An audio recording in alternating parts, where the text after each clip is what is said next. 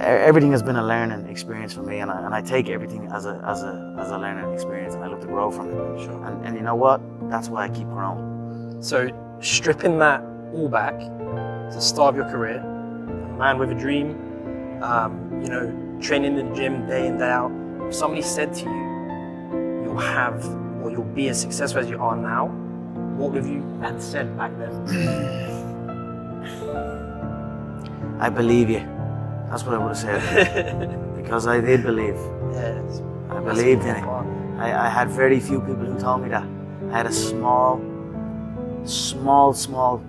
group of people that would tell me something like that. Other than that, it was just me telling myself. Yep. So if someone came up to me and told me that all the way back then, I'd say, you're damn right.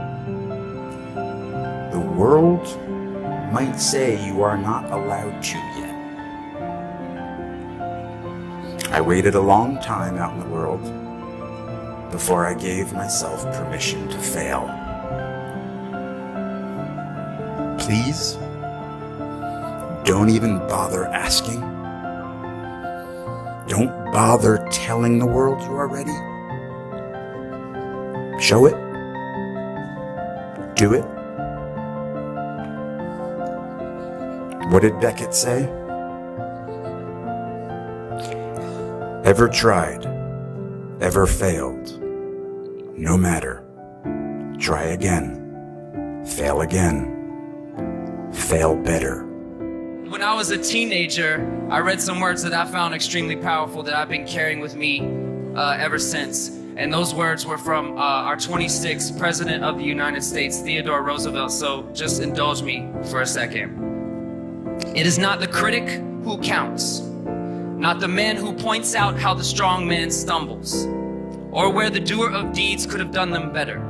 The credit belongs to the man who is actually in the arena, whose face is marred by dust and sweat and blood, who strives valiantly, who errs, who comes short again and again, because there is no effort without error and shortcoming, but who does always actually strive to do the deeds, who knows great enthusiasms, the great devotions, who spends himself in a worthy cause, who at the best knows in the end the triumph of high achievement, and who at the worst, if he fails, at least fails while daring greatly, so that his place shall never be with those cold and timid souls who neither know victory nor defeat. I'm here tonight to tell you, your critics do not count. Their words will fade. You won't. Stay foolish, stay hungry, dream, work hard, and who knows, maybe someday you'll find yourself standing on a stage, and maybe someday somebody will be giving you an award, calling you an innovator. We know that too many young men in our community continue to make bad choices. And I have to say, growing up, I made quite a few myself. Sometimes I wrote off my own failings as just another example of the world trying to keep a black man down. I had a tendency sometimes to make excuses for me not doing the right thing. But one of the things that all of you have learned over the last 4 years is there's no longer any room for excuses.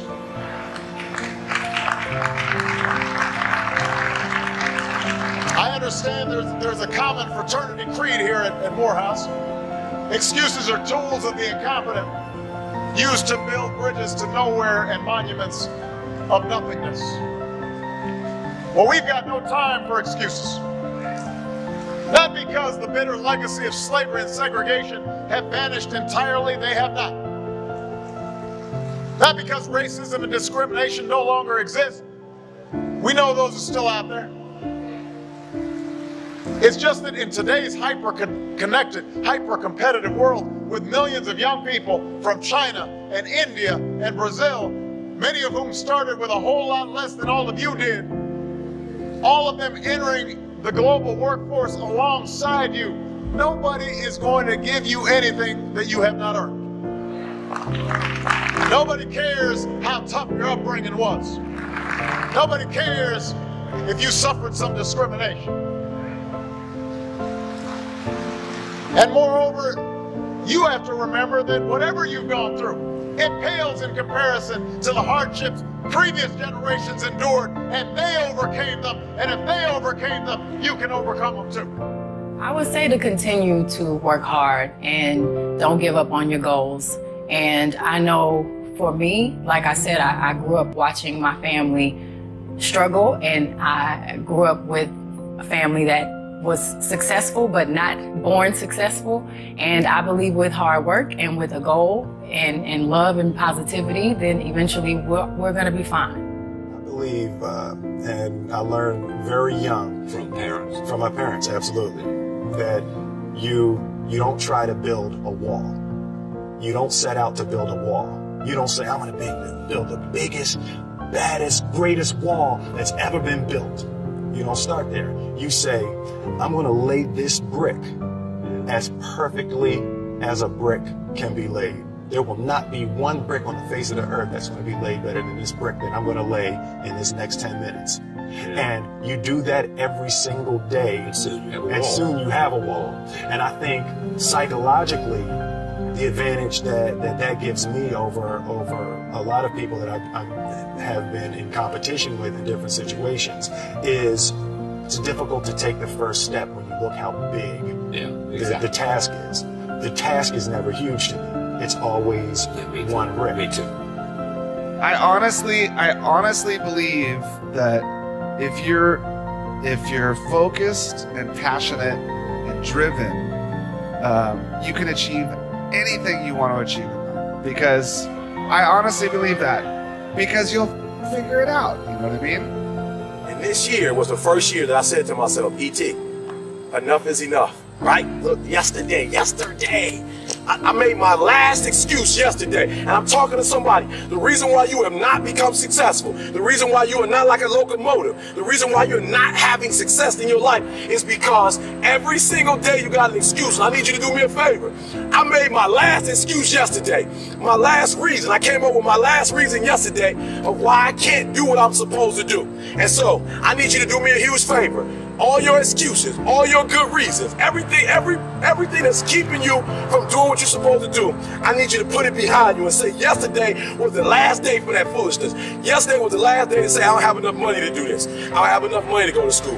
I don't have enough money to get a computer. I don't have what it takes. I'm not smart enough, right? I don't write well enough. I don't sing well enough. That's why I didn't do my CD. I didn't write my book because I'm not on that level. Listen to me. You better hear what I'm saying. Yesterday was the last day that I want to hear an excuse. It's over with.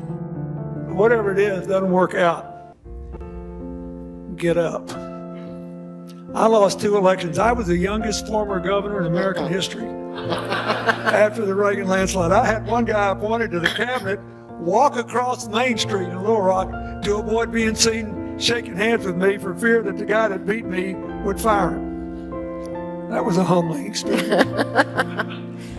And I think you got to realize there's no personal ambition you have which can be extinguished by anybody else.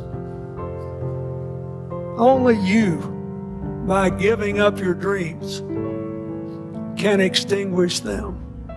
And if it doesn't work out exactly like you intended, it'll still take you someplace interesting and you'll make a difference. So my advice is what George said, don't be afraid to fail. But you probably will, whether you're afraid to or not. And it's scary. You just got to get up. The world belongs to tomorrow, not yesterday.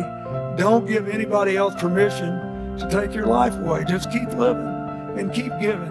I really wanted to show people how much hard work it takes, the ins and outs, and how really you don't have to be born into a situation. You don't have to come from something or possess something or look flawless, even though I like looking like this sometimes. Yeah. You can just be you and have a dream and plant the seed and water the root. The other thing is that you got to work your butt off.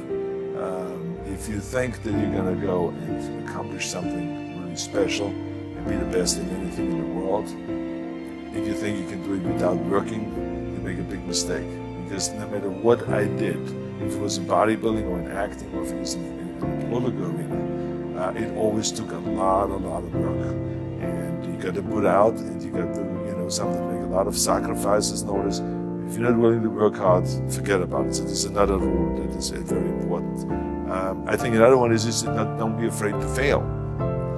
Because if you're afraid to fail, then you're always holding yourself back because you're afraid that if you go all out, you may fail. Well, in weightlifting, we learned that very quickly. The only way you could break a record is if you're willing to fail.